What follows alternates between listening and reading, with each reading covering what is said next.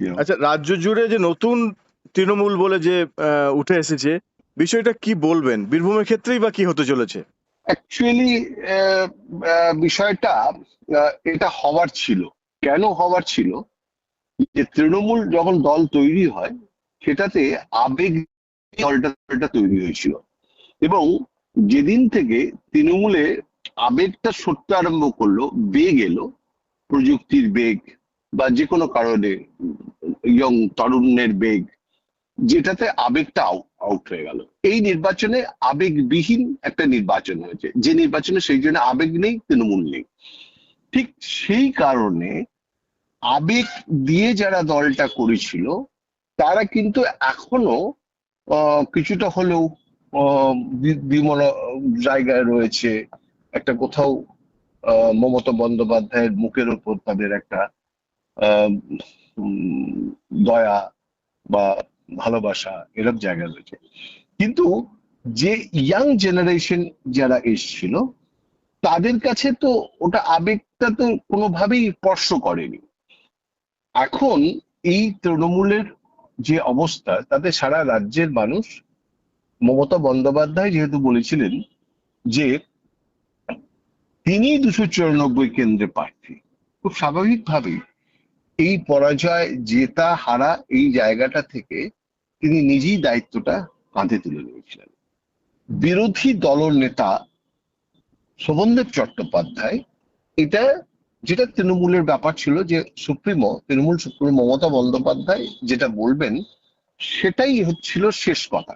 ফলে সবাই সেটাতেই সই করবেন, সেটাতেই দাগে দাগ বোলাবেন, এই জায়গাটা ছিল। কিন্তু এক্ষেত্রেও এই শোভনদেব চট্টোপাধ্যায় দলনেতা হলো, সবাই দিদিকে দায়িত্ব দিল, এই জায়গাটাতে কিছু বিধায়ক এই জায়গাটা বললেন না। কারণ একটা জিনিস মাথায় রাখতে হবে, যে যখন 11 সালে তৃণমূল কংগ্রেস জোট ক্ষমতায় এসেছিল, তখন কিন্তু তৃণমূল কংগ্রেসের মমতা বন্দ্যোপাধ্যায় ঠিক করছিলেন যে কে মন্ত্রী হবে কংগ্রেসের। কংগ্রেসের হাতে ছাড়ছিলেন না। সেখানে কংগ্রেস একটা বড় মানে বিশাল ভেটো দিয়েছিল, কারণ প্রণব মুখোপাধ্যায়ের ছেলেকে মন্ত্রী করতে চেয়েছিলেন মমতা বন্দ্যোপাধ্যায়। কংগ্রেস, অধীর চৌধুরীরা সেটা মানেনি।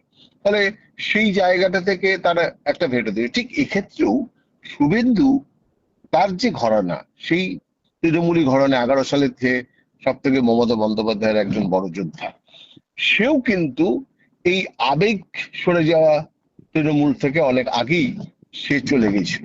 এবং আজকে তিনি মুখ্যমন্ত্রী, মানে তিনিও যে জায়গাটা দেখলেন, যে শোভনদেব চট্টোপাধ্যায় যে আহ, বিরোধী দলনেতা হিসাবে এসছে, সেক্ষেত্রে দুজন বিধায়ক, ঋতব্রত এবং ওই সন্দীপন সাহা, এই দুজনেই কিন্তু যদি দেখা যায় এদের টিকিট পাওয়ার ক্ষেত্রে, সম্ভবত অভিষেক বন্দ্যোপাধ্যায়ের একটা আহ কাজ ছিল, মানে অভিষেক বন্দ্যোপাধ্যায়ের কোটায় হয়তো এরা হয়েছে। তো সেই জায়গা থেকে এরা প্রতিবাদ করে, এবং সেটা ড্রাস্টিক্যালি অ্যাকশন নেয় বিধান পরিষদ, বুঝতেই পারছেন। এবং দেখা যাচ্ছে যে বীরভূম শুধু নয়, ম্যাক্সিমাম বিধায়ক এই ঋতব্রতদের ইয়েতে সই করেছে। এবং তাহলে কি পুরনো বীরভূমের যে তৃণমূল কি 5 জন, তাহলে কি পুরনো তৃণমূল কি থাকবেই না একবারে? যে তৃণমূল যেটা, সেই দল কি থাকছেই না? তৃণমূল, পুরনো পুরনো তৃণমূল আদৌ এক্সিস্ট আর করছে কিনা, মমতা বন্দ্যোপাধ্যায় ছাড়া মনের প্রাণে আর দু একজন, এইটা একটা বড় প্রশ্ন।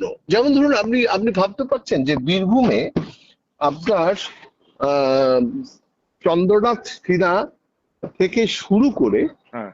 যদি চন্দ্রনাথ সিনহা রাজু সিং একটা গ্রুপ হয়, মানে অনুব্রত গোষ্ঠী হয়, তাহলে কাজল গোষ্ঠী, বিধান মাঝি, কাজল, হুম। হ্যাঁ, আদার্স যারা, তারাও এই 5 জনাই সই করেছে ঋতব্রতর যে কাগজ, সেই কাগজ। এবং আমার সম্ভবত আজ বিধানসভায় তারা সবাই উপস্থিত আছেন। ফলে যেখানে, যে বীরভূম জেলার দিকে যদি তাকান, যে বীরভূম জেলায় তৃণমূলের যে ভাঙন, সেই তৃণমূলের যে গোষ্ঠীদ্বন্দ্ব, সেটা হচ্ছে যে কাজলকে কেন বেশি প্রাধান্য দিচ্ছে দিদি বা অভিষেক। সেই ক্ষেত্রে দলমত নির্বিশেষে সবাই ঋতব্রতর পাশে দাঁড়াচ্ছে। সবাই এবং তাহলে নব সেক্ষেত্রে তৃণমূলেই যোগ দিচ্ছে। নব তৃণমূল দল গঠন হবে কি হবে না সেটা না, তবে বিরোধী দলনেতা আমার ধারণা ঋতব্রত হতে যাচ্ছে, এবং সেক্ষেত্রে আদি তৃণমূল কংগ্রেস এরকম একটা নাম দিয়ে সেটা হতে পারে।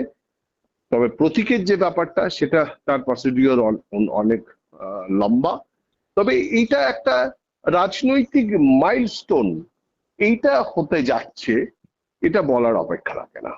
ধন্যবাদ আপনাকে।